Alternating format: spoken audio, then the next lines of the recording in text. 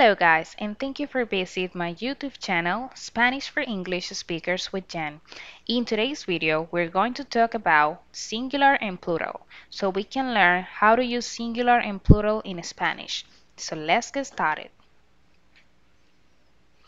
So the noun is the word we use to name people, animals, objects, etc.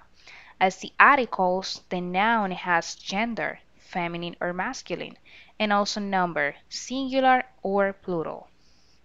So we have some rules to use singular and plural in Spanish.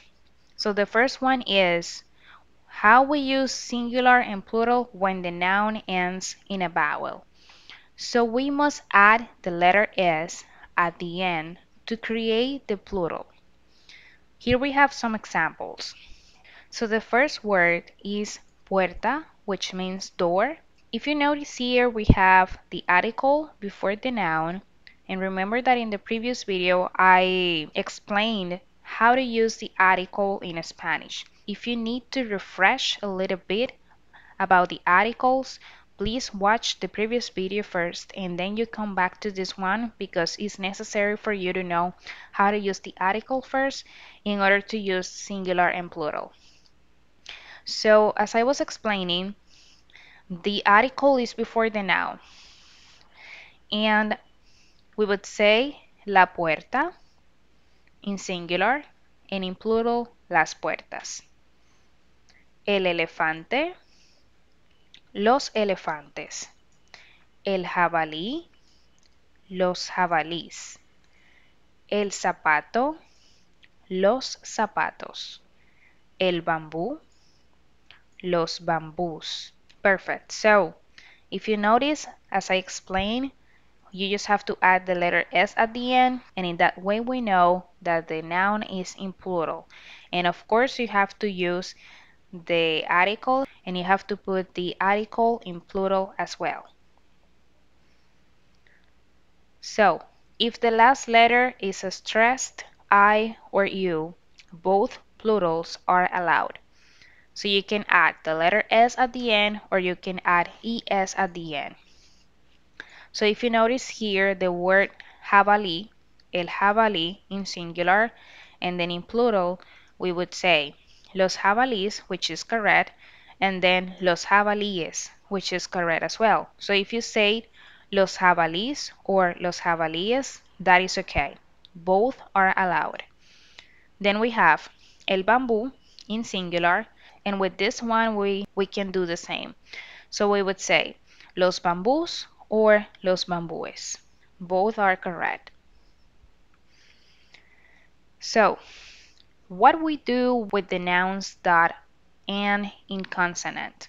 So, we must add es at the end to create the plural. So, here we have some examples, but remember that this is with all consonants. So, ending on, in singular, we have the word pantalón, which is pants. So we would say el pantalón in singular, los pantalones in plural. Ending with the letter L, el fiscal, los fiscales. With the letter Y, el buey, los bueyes. So with this one, the plural for buey, you can either say bueyes or you can say bueyes. Remember that the letter Y has two sounds. It could sound like a vowel, like the letter I in Spanish, which is E, or it can sound like ya, ye, ji, yo, you, depending on the vowel that is next to it. In this case, it's the letter E, and E sounds like E, so we would say bueyes. With the letter D, la ciudad, las ciudades. With the letter R, el escritor, los escritores.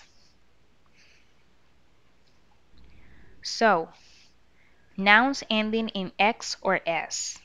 If the word is acute with force on the last syllable, we must add ES to create the plural. So here we have the word autobús. So in singular, we would say el autobús. In plural, los autobuses. Words that end in X or S that are not acute remain the same. Only the article will indicate the number. So we cannot change the word or the noun and put it on plural. We just have a way to write it down and it's in singular.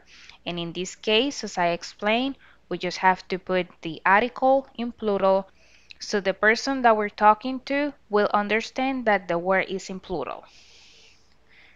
So with the letter X, we have el tórax in singular, and in plural, we would just put the article in plural. So we would say los tórax.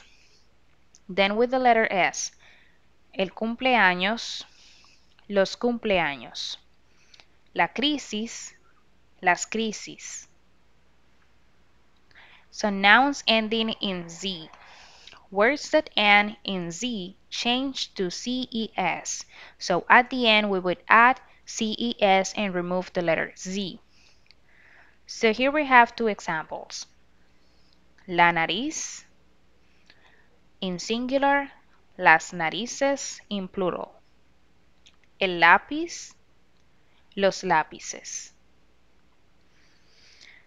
And we have as well some other rules. We have some nouns that just have a plural form, like vacaciones. The word vacaciones is in plural, and this is the only way to write it. So we would say las vacaciones. Los modales, which is another noun we cannot change. So these are just two examples, but of course in Spanish we have more words or more nouns that just have a plural form. You will have to learn those by heart because I cannot name all of those for you in a single video. During the learning process, you will get those. We have as well some nouns that just have a singular form. As the cardinal points, we would say el norte, el sur, el este, el oeste. Those can be written just like that in singular.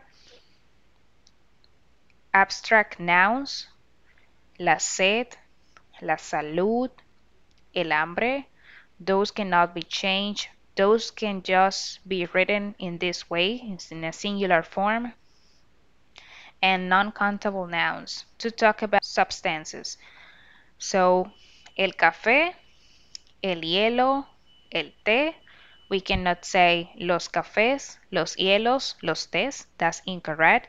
We would say el café, el hielo, el té. The collective names. El público, el equipaje. So actually, this is a little bit tricky. With the word el público, I'm actually talking about a group of people. I'm talking about a crowd, okay? So that is in singular, but I'm actually talking about a group, okay? As well with equipaje. The word equipaje, I'm talking about all the bags that I'm carrying for a trip, right? So this is actually in singular, but I'm talking about a group of bags or my luggage, okay, for a trip. So don't stop practicing. Remember to practice all the time. Those tips are really important for you to start with Spanish. It's important to practice how to use the singular and the plural in Spanish. That will help you a lot when you are creating sentences and when you are using adjectives as well. If you have any question about this video, you can put it on the comment section below, or you can send me an email at SpanishForEnglishSpeakersWG@gmail.com. You can hit on subscribe or you can hit on like if you like this video. I hope to see you soon and thank you for watching.